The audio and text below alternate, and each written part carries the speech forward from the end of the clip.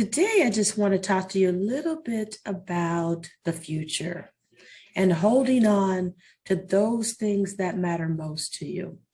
Philippians 3:12 through 14 says, not that I have already attained or that I'm already perfected, but I press on, that I may lay hold of that for which Christ Jesus has also laid hold of me. Brother, I do not count myself to have apprehended, but one thing I do, forgetting those things which are behind, reaching forward to those things which are ahead, I press toward the goal for the prize of the upward call in Christ Jesus. Let me encourage you today. There's a Latino proverb that says, a man is not where he lives, he is where he loves. And if the world needs anything now, it really needs more love for one another, more love for the environment, more love for people, places, things, caring, accepting differences. I think we can use a little bit more love. What I'm realizing is success is one of those relative terms that if you want to have success, successful people are intensely goal-oriented. And if my goal in this season is to love, is to share, is to give, is to care, is to accept and be accepted, then that goal will take me quite a long place than just a mere goal of money, fame, bright lights. Successful people, they refuse to dwell on petty things, things of the past, or possibly things that cannot be changed. In this season of this self-evaluation, looking forward to the future and assessing what I have left out of all of the rubble that has fallen in life, we've got to choose to dwell on things that move us forward, things that propel us into our futuristic goals and our futuristic desires of what we want to see, or perhaps who we would like to be. It's time out for dwelling in past, shoulda, coulda, wouldas. It's time out for dwelling on things that are seem impossible for me to change. And so I'm just going to push this big boulder up this hill and hope that it doesn't flatten me on the way down. This is the time to renew our minds, to begin to think differently about what the future holds. One thing that 2021 has taught us is that success is relative, that many of us have built success on money and fame. But when the rubber meets the road, success really is encompassed by my ability to come home at the end of the day, lay my head on the pillow, and get a good night rest amongst the people whom I call my own. We must learn to balance success.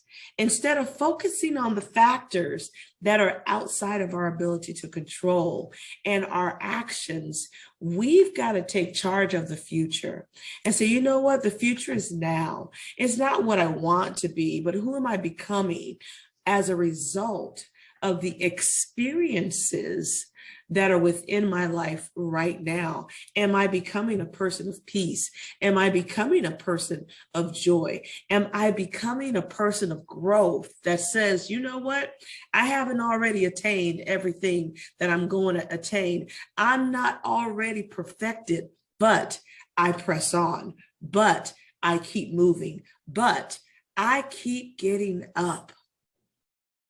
I keep going forth. It was Jeremiah 29:11 that says, for I know the plans I have for you, declareth the Lord, plans for welfare and not for evil, to give you a future and a hope. We, as Christian believers, must believe that our best days are ahead of us, that God has great things in store for us.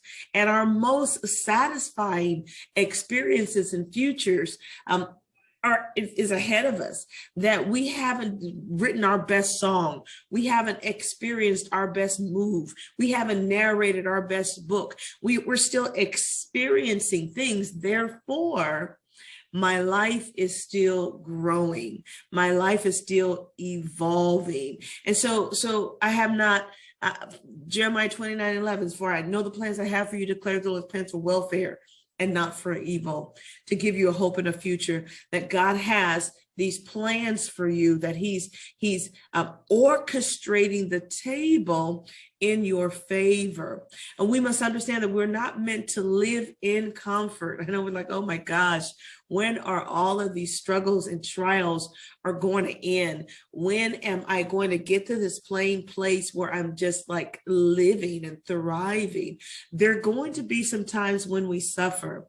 Suffering is a choice. Right? We all go through some things. We all go through pain, but suffering is the choice. I can suffer by dwelling in the past. I can suffer by believing that this is all life has to offer for me. There's nothing more. I can suffer by being so bogged down in the past that I don't allow my eyes to look to the hills and know that my help cometh nigh. We must understand that we're not meant to live in comfort, that some of your best work comes out of your pain. Yeah, some of your best decisions have been made because you've been pushed up against the wall and a hard place, and you had to look forward. There was no option of looking back. You learned your best lesson in the midst of destitute situations, when people have left you, walked away from you, abandoned you. You learned your best lessons about love and learning and sharing and relationships, and those lessons will carry you through a lifetime. And our thoughts and our emotions can now be can be shaken or dwindled or searched out through these experiences. And I'm able to filter, maybe that's the word I'm looking for. I'm able to filter them through these senses, and I'm able to come back and wash my lenses so that the filtering doesn't cause me to see life through pain, or see life through disgust, or see life through anger. I've taken all of these experiences and I've filtered them out. And I said, okay, how has this experience shaped my belief of self? How has this experience shaped my belief of God?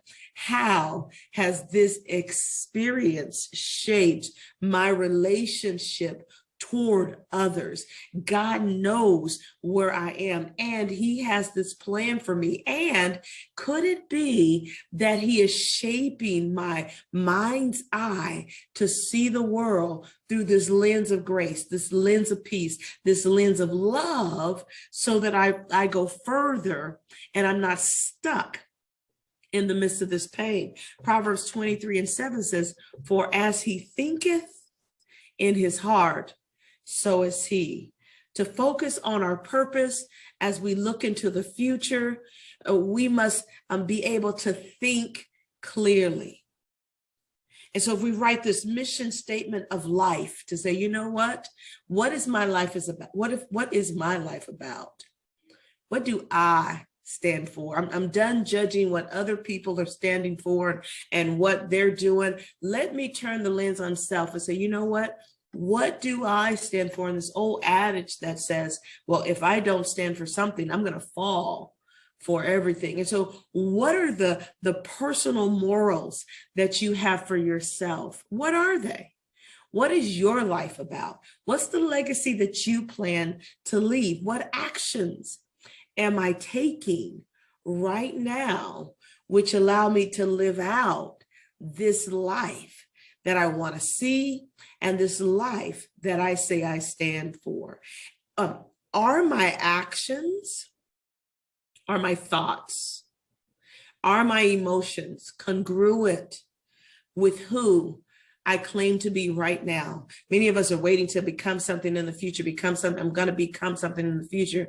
But the things that we're doing right now in life, the things that we stand for right now in life, The things that we're implementing and our hands are in right now in life is not conducive to this person that you're wanting to be in the future. So you got to come back and you got to redefine, you got to re-examine, reassess some things, and you've got to shift some things around and make some systematic changes in order to see this person you think you are becoming. These patterns have to be congruent if we plan to move forward. Don't try to be somebody you're not. Be yourself. Be yourself. Be who you're called to be in this earth. The world needs you. Yes, you. The world needs you. Who are you called to be? And in what changes am I making day by day in order to be the person that God has caused me to be? Now, Psalms 139:13 says, for you were formed in my inward parts, for you formed my inward parts. You knitted me together in my mother's womb. I praise you, for I'm fearfully and wonderfully made. Wonderful are your works. My soul knows it very well. My frame was not hidden from you when I was being made in secret, intricately woven in the depths of the earth. Your eyes saw my unformed substance. In your book were written, every one of them, the days that were formed for me, when as yet there was none of them. Do not let the world confuse you concerning who you are. You were formed in the inward parts by God. He knows you. He knows your thoughts from afar off. He knows your inward making. He knows you. We cannot allow our circumstances to be confused with who we are or who God has caused you to be. Somebody needs to look at your wallet and look at your pocketbook and look at your house and look at your circumstances and say, you know what? You're lying on me. This is not who I'm called to be. I'm called to be greater.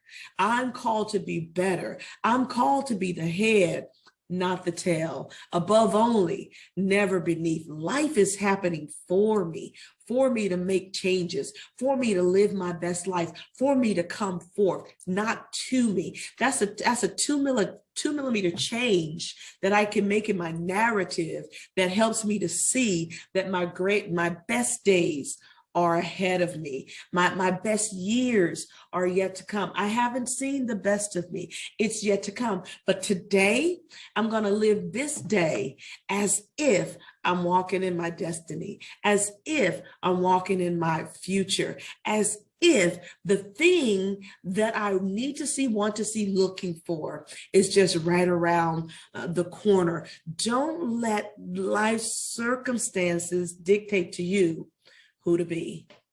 You are called to be what God has called you to be. The Lord has something for us to do that requires us to ask these questions. Who am I called to be? Am I operating in that calling? Am I doing the thing God has called me to do? And it's up to us to move forward in it. It's up to us to say, you know what? I'm going to make these changes today. We only have today. Tomorrow is not a promise that we have. We only have today. And can I tell someone today that we are not here on accident? You're not here in 2022 by circumstance, by happenstance. You're here by divine purpose, by divine reason. God has a plan for you. And your future is written in his book. Taking time and pushing away from circumstances and allowing your mind's eye to see what God sees, allowing him to speak into you, allowing him to humble you enough to know that, you know what, God, I am here today, but that doesn't have to be my tomorrow. I'm going to allow you to raise me up and to orchestrate my footsteps. And Father, if you walk with me, I'll walk with you. And allow God to lead and guide you. God, why am I here? Maybe that's a question someone needs to ask. God, why am I here? Why am I in this place? Why am I doing these things? And when you ask the question, wait on the answer. Wait for the Lord and he will answer your cry.